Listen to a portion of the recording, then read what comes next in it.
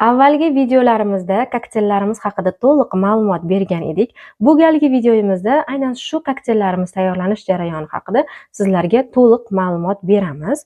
Buning uchun bizga kompaniyamiz tomonidan maxsus ishlab chiqarilgan o'lchov birligi bor idishlarimiz va 1% sut, xohlasangiz suvga tayyorlab ichishingiz ham mumkin. Va eng asosiysi bizni Energy Diet kokteyllarimiz kerak bo'ladi. Mana maxsus idishlarimizga 1% sutdan sovoldim 200 ml. Endi esa bizga kokteyllarimizni ochamiz. Ichki ko'rinishi xuddi shunaqa ko'rinishda bo'ladi. O'zini o'lchov qoshiqlari chiqadi va hozir tayyorlanish jarayonini o'rgatamiz. Idishdagi kokteylimizdan to'la holatda qoshiqchaga olib solamiz va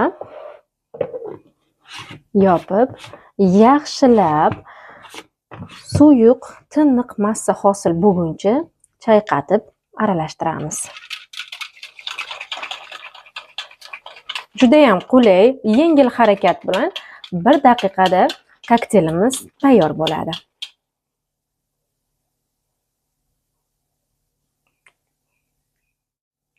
Kokteyllarimizni to'liq aralashmani tayyorlab oldik.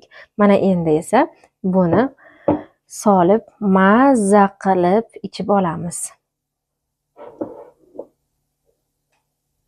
Ko'rishingiz mumkin, quyuq, shunaqangi yoqimli. Buni hidini ta'rifiga, ta'mini ta'rifiga til ojiz.